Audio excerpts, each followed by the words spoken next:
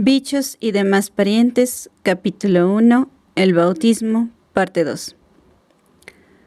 Hubo por entonces otra cosa que ensanchó y alentó mi interés por la historia natural, aunque no puedo decir que entonces lo entendiera así. La adquisición de George, mi primer preceptor. Amigo de Larry, George era alto y desgalichado. Lucía barba castaña y gafas, y poseía un cachazudo y sardónico sentido del humor. Es probable que jamás un preceptor haya tenido que lidiar con un educando tan recalcitrante. Yo no veía absolutamente ninguna razón para aprender nada que no tuviera que ver con la historia natural, de modo que nuestras primeras clases estuvieron erizadas de dificultades. Pero George descubrió que algo podía conseguir estableciendo relaciones entre la zoología y materias tales como la historia, la geografía o las matemáticas, y por ese sistema progresamos bastante.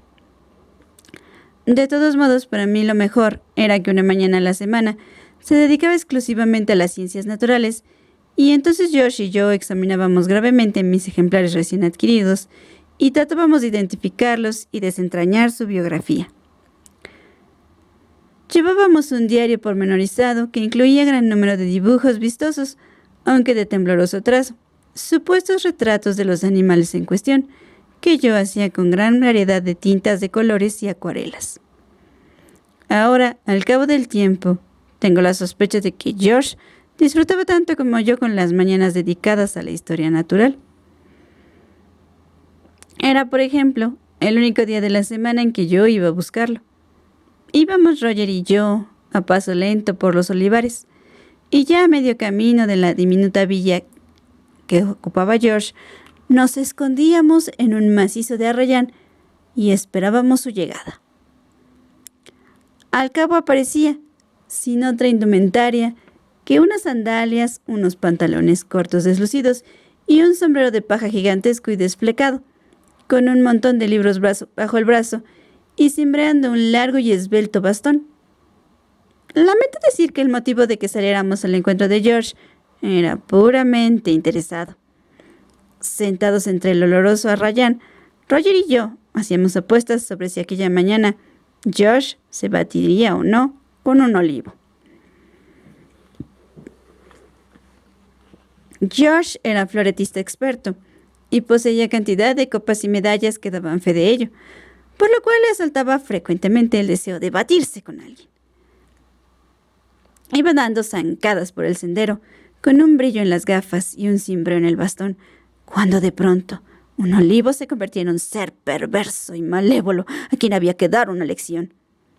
Dejando libros y sombrero al borde del camino, George avanzaba cauteloso hacia el árbol en cuestión, con el bastón transformado ahora en espada, dispuesto en la diestra mano y el brazo izquierdo echado atrás con donaire.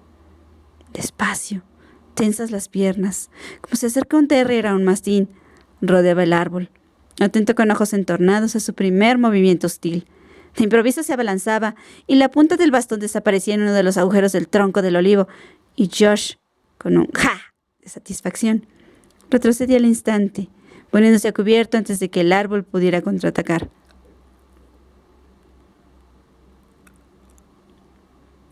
Según mis observaciones, meter la espada en uno de los agujeros más pequeños no suponía herida mortal, sino solo un ligero rasguño, cuyo efecto debía de ser el de desencadenar la furia desatada del antagonista, porque al instante siguiente, George estaba empeñado en una lucha sin cuartel, bailotando con ágiles pies alrededor del olivo, acometiendo y parando, aparatándose con un salto y un mandoble de arriba abajo, desviando el golpe envenenado que le había lanzado el árbol, pero tan rápidamente que yo no había llegado a verlo. Había olivos que despachaba enseguida con una estocada mortífera en uno de los huecos grandes, en el que la espada desaparecía casi hasta la empuñadura. Pero en varias ocasiones se topó con alguno que casi podía con él, y durante cosa de un cuarto de hora teníamos un combate a vida o muerte, en el que George, con expresión implacable, echaba mano de hasta la última de sus arteras añagazas para romper las defensas del árbol gigante y matarlo. Una vez bien muerto su antagonista, George limpiaba de sangre el acero con cara de asco. Poníase el sombrero, recogía los libros y reanudaba la marcha, canturreando en voz baja. Yo siempre dejaba que se alejara bastante trecho antes de reunirme con él, por temor a que supiera que había presenciado la batalla imaginaria y le diera vergüenza. Fue por aquella época cuando George me presentó a una persona que inmediatamente iba a ser la más importante de mi vida, el doctor Teodoro Estefanides. Para mí, Teodoro era una de las personas más extraordinarias que había conocido, y 33 años después sigo sosteniendo la misma opinión. Con su cabello y barba de color rubio ceniciento y sus hermosos rasgos aquilinos, Teodoro semejaba a un dios griego y desde luego parecía igualmente omnisciente. Aparte de estar titulado en medicina, era también biólogo, con especial dedicación a la biología dulceacuícola. Poeta, escritor, traductor, astrónomo e historiador, y entre tan variadas actividades aún hallaba tiempo para colaborar en la gestión de un laboratorio de rayos X, el único de su clase que había en la ciudad de Corfú. Le conocí con ocasión de un asunto de mígalas, arañas que yo acababa de descubrir, y tan fascinante era la información que entonces me dio sobre ellas, y tan tímida y modestamente me la dio, que quedé cautivado por la información y por el propio Teodoro, el cual me había tratado exactamente igual como si yo fuera una persona mayor. De aquel primer encuentro salí convencido de que seguramente no nos volveríamos a ver, porque no era posible que un hombre tan omnisciente y famoso como él tuviera tiempo que perder con un mocoso de 10 años. Pero al día siguiente me llegó un regalo de su parte, un pequeño microscopio de bolsillo, con una nota en la que me invitaba a tomar el té con él en su piso del pueblo.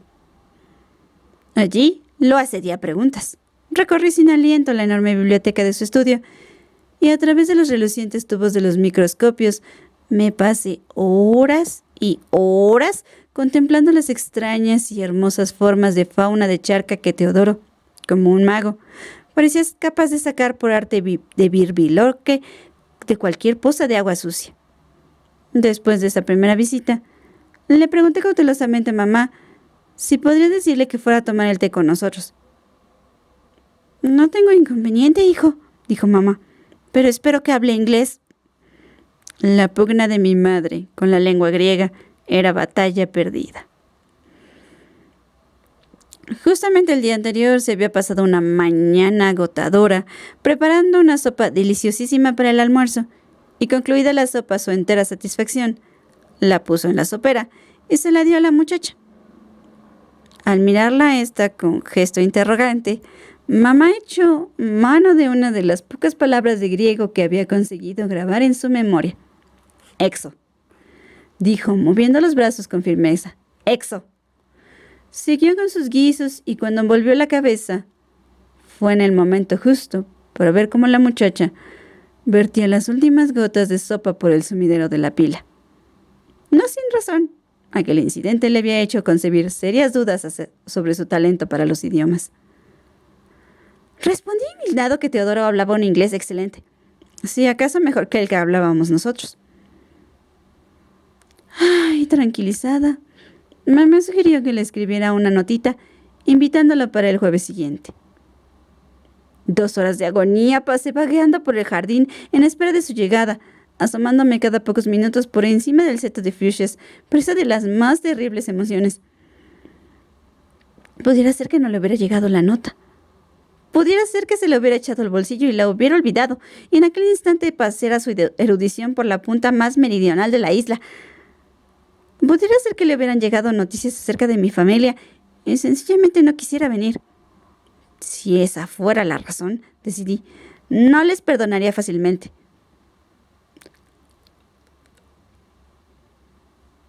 Pero por fin lo vi llegar dando zancadas entre los olivos, enfundado en su pulcro traje de tuét, con el sombrero hongo bien calado, cimbreando el bastón y canturreando. Traía al hombro su bolsa de recolección, que era parte tan inseparable de su persona como sus brazos y sus piernas, porque rara vez se le veía sin ella. Para mi satisfacción, el éxito de Teodoro entre la familia fue inmediato y clamoroso. Con fina modestia sabía hablar de mitología, de mitología, poesía griega e historia veneciana con Larry, de balística y las mejores zonas de caza de la isla con Leslie, de buenas dietas adelgazantes y remedios para el acné con Margaret, y de recetas campesinas e historias de detectives con mamá. La familia se comportó más o menos como yo me había comportado cuando fui a tomar el té con él. Parecía una mina de información tan inagotable que la conversación fue un continuo bombardeo de preguntas, y Teodoro, sin esfuerzo, como una enciclopedia andante, daba respuesta a todas, salpicándolas a mayor abundamiento de juegos de palabras increíblemente malos y divertidas anécdotas sobre Isla y los isleños. En cierto momento, y para indignación mía, Larry afirmó que Teodoro debía dejar de alentar mi interés por la historia natural, habida cuenta que, según señaló, la villa era pequeña y estaba ya hasta los topes de todo tipo de bichos y sabandijas repugnantes que caían en mis manos. A mí no es eso lo que me preocupa, dijo mamá. Es lo sucio que se pone. Créame, Teodoro cada vez que vuelve de pasear con Roger tiene que cambiarse de arriba abajo. Yo no sé qué hace con la ropa. Teodoro emitió un gruñidito de regocijo. Recuerdo una vez, empezó, echándose a la boca un trozo de bizcocho y mascándolo metódicamente, con la barba en punta y un brillo de satisfacción en la mirada. Que iba yo a tomar el té con unos amigos de aquí de Perama. En aquella época andaba yo metido en el ejército y estaba bastante orgulloso de mi reciente ascenso a capitán. Con que, ya saben, para lucirme me puse el uniforme, del cual formaban parte unas botas y unas espuelas muy relucientes. Pasé a Perama en el ferry y según iba andando por ese pequeño trecho pantanoso que hay, vi una planta que era nueva para mí. Con que me acerqué a cogerla. Y pisando lo que a mí me parecía, ya saben, terreno firme, de pronto me encontré con que me había hundido hasta el pecho en un lodo muy maloliente. Afortunadamente había un arbolito allí al lado y conseguí agarrarme y salir. Pero vete aquí que estaba cubierto de lodo negro y pestilente de la cintura para abajo. El mar estaba muy cerquita, con que, pensando que sería mejor ir empapado de agua de mar limpia que reposado en lodo, me metí y empecé a pasarme por el agua. Justo en ese momento pasaba un autobús por la carretera de arriba, y en cuanto me vieron con la gorra y de uniforme, caminando por el mar, el conductor paró inmediatamente para que todos los viajeros pudieran contemplar mejor el espectáculo. Todos parecieron quedarse bastante estupefactos, pero aún fue mayor su asombro cuando salí del agua y vieron que hasta llevaba botas y espuelas. Solemnemente, Teodoro esperó a que las carcajadas se apagaran. Bueno, yo creo, añadió con expresión meditativa y entera seriedad, yo creo que decididamente debilité su fe en la cordura del ejército. Teodoro le cayó estupendamente a la familia y desde entonces siempre que fue a pasar por lo menos un día a la semana con nosotros y a ser posible más, si conseguíamos apartarlo de sus numerosas actividades. Por entonces habíamos hecho ya incontables amistades entre las familias campesinas de la zona. Gentes de tan vehemente hospitalidad que hasta el más breve paseo se prolongaba indefinidamente, porque en cada casita había que sentarse a beber un vaso de vino o comer fruta con los dueños y estarse allí las horas muertas, de manera indirecta que yo nos venía muy bien, porque cada uno de aquellos encuentros robustecía nuestro más bien precario dominio de la lengua inglesa, de la lengua griega. Con lo que no tardamos en comprobar que habíamos avanzado lo bastante para sostener conversaciones muy complicadas con nuestros amigos campesinos. Hasta que un día llegó el espaldarazo, el gesto que demostraba que habíamos sido aceptados por la comunidad en general. Nos invitaron a una boda. Se casaba Caterina, la hermana de nuestra muchacha. María Caterina era una moza voluptuosa, de ancha y deslumbrante sonrisa y ojos castaños, grandes y tiernos como flores de pensamiento. Alegre, provocativa y melodiosa como un ruiseñor, llevaba la mayor parte de sus 20 años partiendo corazones por la comarca. Y al fin se había decidido por Estéfanos, un apuesto mocetón en quien la mera visión de Caterina producía frenillo, tartamudez y amorosos sonrojos. Pronto habíamos de descubrir que en Corfú la invitación a una boda era cosa muy seria. La primera celebración era la ceremonia de petición de mano. Todos acudían a la casa de la novia con sus regalos, y ella les daba las gracias muy finamente y les hartaba de vino. Ya con la concurrencia convenientemente animada, los futuros esposos abrían la marcha hacia su futura casa, precedidos por la banda del pueblo, 2 violines, una flauta y una guitarra, tocando alegres músicas y seguidos por los invitados, cada uno de los cuales cargaba con su regalo. Los regalos de Caterina formaban un conjunto bastante variado. El más importante era una cama de matrimonio gigantesca, de latón, que abría el cortejo, acarreada por 4 amigos de Estéfanos. Detrás iba una hilera de invitados con sábanas, fundas de almohada, almohadones, una silla de madera, sartenes, garrafas de aceite y otros presentes por el estilo. Instalados los regalos en la nueva casita, brindamos todos a la salud de la pareja, calentándoles de ese modo su nuevo hogar. Luego nos retiramos cada cual a su casa, ligeramente achispados, y esperamos el siguiente acto de la obra, que sería la boda en sí. No sin cierta vacilación habíamos preguntado si podría asistir Teodoro con nosotros, idea que entusiasmó a la novia y a sus padres, pues según nos explicaron con simpática franqueza, muy pocas bodas de la comarca podían presumir de tener entre los invitados a toda una familia inglesa y un médico de verdad. Llegó el día. Ataviados con nuestras mejores galas, recogimos a Teodoro en el pueblo y bajamos hacia la casa de los padres de Caterina, que se alzaba entre olivos, asomado al mar radiante. Era allí donde tendría lugar la ceremonia. Al llegar nos encontramos en un hervidero de actividad. Los parientes habían acudido en burro desde aldeas situadas hasta 15 kilómetros de distancia. La casa parecía enteramente rodeada de hombres vetustos y ancianas decrépitas, que sentados en corrillos tragaban vino en cantidad, entregados a un chismorreo tan incesante y animado como el que suelen traerse las urracas. Para ellos era un día grande, no solo por la boda, sino porque, separados normalmente por distancias de hasta 15 kilómetros, aquella era probablemente su primera ocasión en 20 años de intercambiar noticias y chismes. La banda del pueblo desplegaba toda su potencia. Gemían los violines, retumbaba la guitarra y la flauta lanzaba chillidos periódicos, cual cachorrito abandonado, y con ese fondo todos los invitados jóvenes bailaban bajo los árboles. Allí cerca, 4 corderos en espitas chisporroteaban y crepitaban sobre una gran llamarada bermeja de carbón de encina.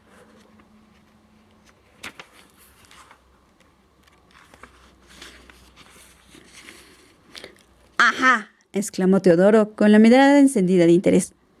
Pues eso que están bailando es el baile de Corfú. Eso y la tonada nacieron aquí en Corfú. Bueno, claro, no faltan autores que piensan que el baile, o sea, los pasos, proceden de Creta, pero yo personalmente creo que es una invención totalmente corfiota.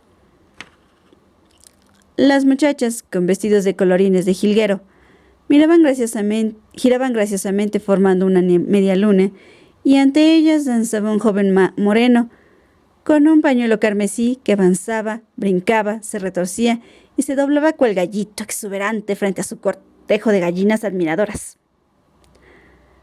Caterina y su familia se adelantaron a saludarnos y nos hicieron pasar al lugar de honor, una desvencijada mesa de madera vestida con mantel blanco, a la cual estaba ya sentado un magnífico sacerdote anciano que iba a presidir la ceremonia. Tenía hechuras de ballena, cejas blancas como la nieve, y bigote y barba tan espesos y crecidos que casi todo lo que se le podía ver de la cara eran un par de ojillos chispeantes, negros como aceitunas, y una gran narizota de color vinoso. Al enterarse de que Teodoro era médico, el sacerdote, por pura bondad, pasó a describir con gráficos detalles los innumerables síntomas de las diversas enfermedades con que Dios había tenido a bien mortificarla y al final del recitado se carcajeó ruidosamente del pueril diagnóstico de Teodoro, que apuntó que un poco menos de vino y un poco más de ejercicio aliviarían tal vez sus alifafes.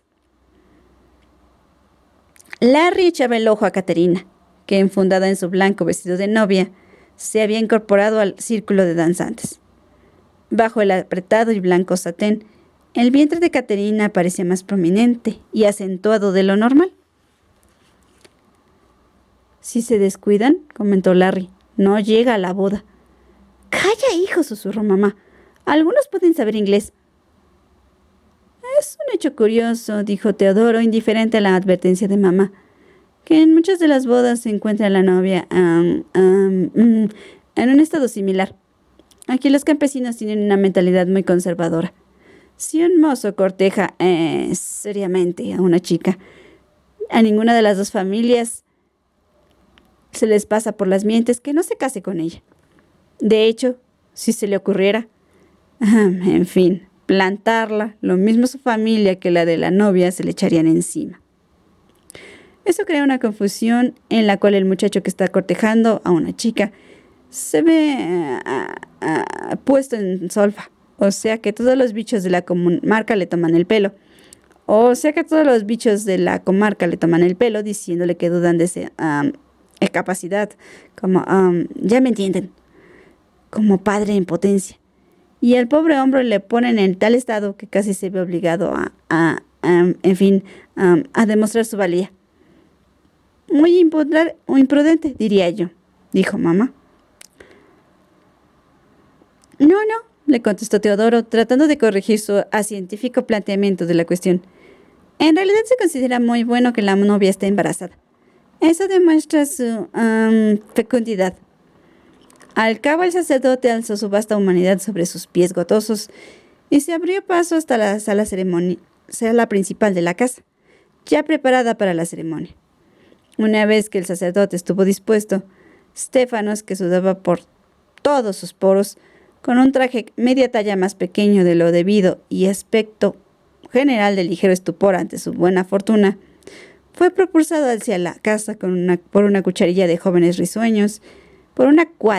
jóvenes risueños y bromistas, mientras un grupo de jovencitas que parloteaban con voces chillonas hacían lo propio con Caterina. La sala principal de la casa era extremadamente angosta, de modo que, una vez acoplada en ella la masa del sacerdote bien cebado, más todos los adminículos de su profesión, apenas quedaba el sitio justo para que la feliz pareja se colocara frente a él. Los demás tuvimos que contentarnos con mirar por la puerta o las ventanas.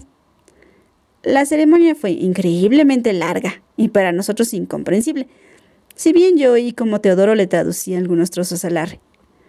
A mí me pareció que entraba una cantidad verdaderamente innecesaria de salmodias, acompañadas de innumerables santiguamientos y la efusión de cataratas de agua bendita.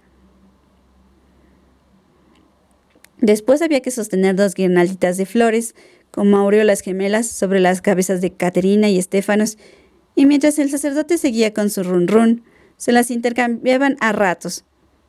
Como hacía bastante tiempo que la gente que sostenía las guirnaldas no asistía a una boda, de vez en cuando interpretaban mal las instrucciones del sacerdote y se producía, por así decirlo, una colisión de guirnaldas sobre la pareja de contrayentes, pero al fin se intercambiaron los anillos y se colaron en los morenos y encallecidos dedos, y Caterina y Stéfanos quedaron legítimamente y esperamos que irremediablemente casados. Durante la ceremonia había reinado un silencio casi absoluto, roto solo en algún momento por el cacareo suelto y soñoliento de alguna gallina, o el hipido estridente instantáneamente reprimido de algún niño de corta edad. Pero al acabar la parte solemne del asunto, volvió a estallar la fiesta. La banda sacó melodías más alegres y saltarinas del fondo de su repertorio. Por todas partes brotó el jolgorio y la jarana. Vaciáronse las botellas de vino con gorgoteo y los invitados, acalorados y felices, danzaban en corro, dando vueltas y más vueltas con la inexorabilidad de las manecillas de un reloj. Hasta pasadas las 12 no acabó la juerga. Los invitados más ancianos se habían marchado ya, y a sus casas en sus lánguidos borricos. De las grandes fogatas, bajo los restos de los corderos, solo quedaba un manto de cenizas grises, salpicado aquí y allá de ascuas de color granate. Tras una última copa con Caterina y Estéfanos, partimos soñolientos.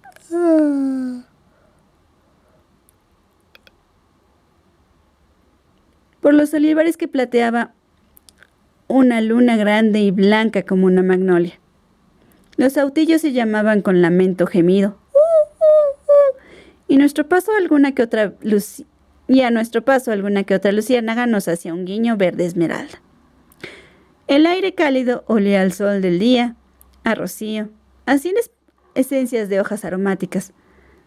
Con el contento y el sopor del vino, creo que en aquella marcha entre los grandes olivos retorcidos, atigrados por la luz de la luna, nosotros nos sentimos arribados a puerto y aceptamos por la isla.